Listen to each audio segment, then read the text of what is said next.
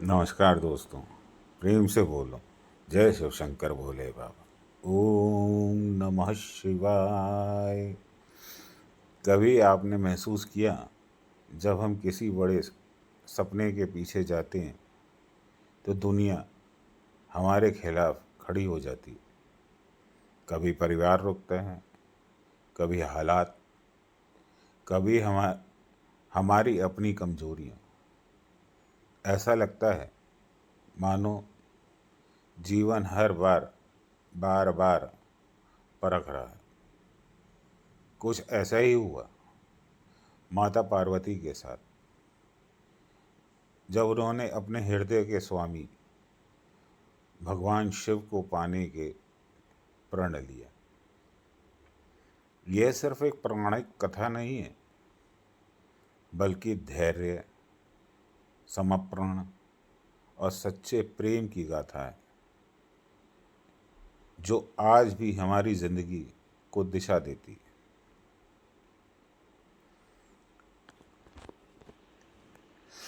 हिमालय की पुत्री पार्वती जन्म से ही शिव को अपना पति मानती थी, परंतु शिव समाधीन थे, योगी थे, व्यवहारित थे, संसार से दूर थे।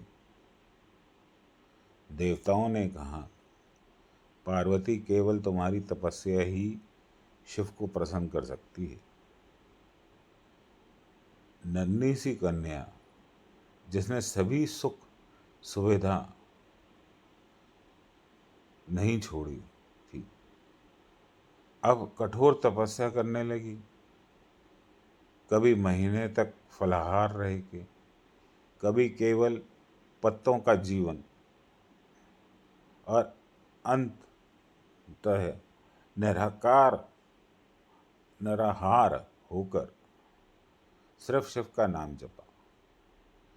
गर्मी की धूप में अग्नि से घिरे हुए खेती रही, सर्दी की बर्फीली रातों में हिम पर बैठी रहती। देवता भी चिंतित हो उठे। क्या कोई स्त्री इतना दृढ़ हो सकती है? आइए इसको जीवन की समस्याओं से समझते।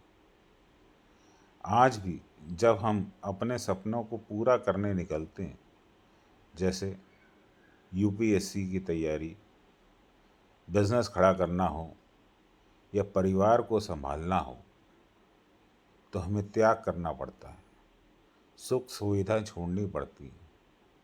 जो लोग हंसते हैं, कहते हैं ये ना हो पाएगा, लेकिन जो पार्वती की तरह अगड़ दृढ़ रहते हैं, वे अंत में सफल होते हैं। देवताओं को असुरों का भय था। उन्होंने कामदेव से कहा, शिव को समाधि से बाहर निकालना होगा। बसंत ऋतु चल रही थी उस समय, सुगंधित हवाएं बह रही थी। कामदेव ने पुष्प बाण उठाया और शिव पर छोड़ा। शिव की आंखें खुली, लेकिन उनकी तीसरी आंख भी प्रकट हो गई, और जिसकी अग्नि से कामदेव भस्म हो गए। देवता भयभीत हो गए। पृथ्वी के हृदय में भी आशंका जागी, क्या शिव कभी मेरी ओर देखेंगे? पार्वती की आंखों हृदय में आशंका जागी, क्या शिव कभी मेरी ओर देखेंगे? सच्चाई ये है कि आज की ज़िंदगी में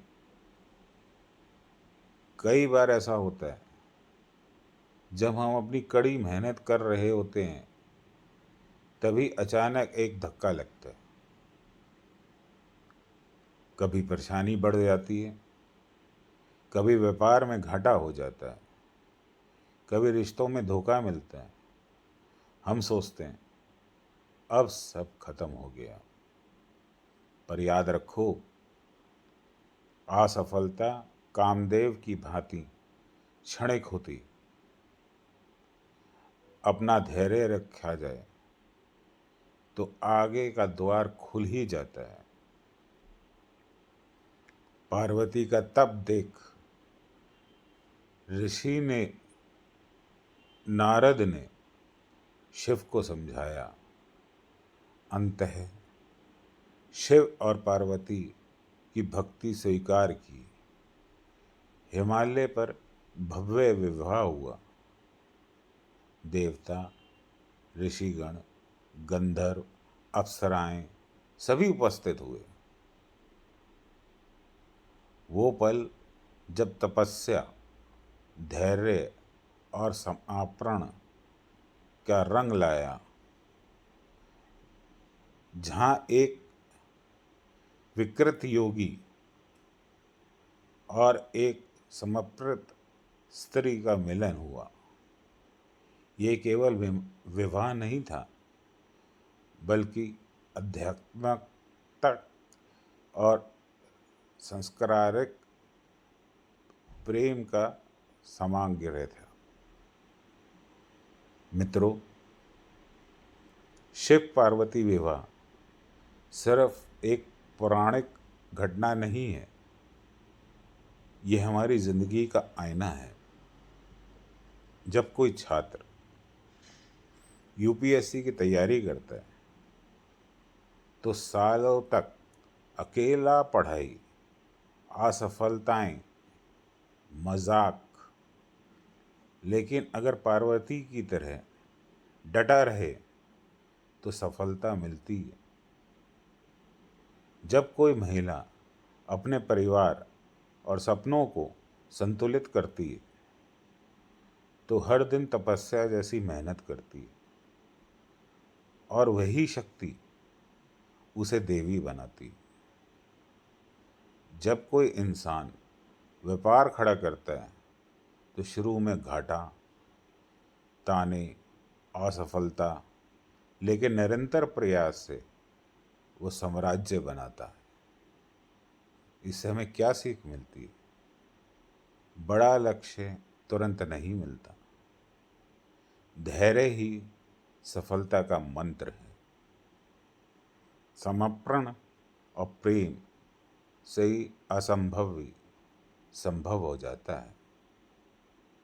याद रखो, अगर पार्वती तपस्या कर सकती हैं, अगर शिव की समाधि तोड़कर प्रेम स्वीकार कर सकते हैं, तो हम भी हर असंभव को संभव कर सकते हैं।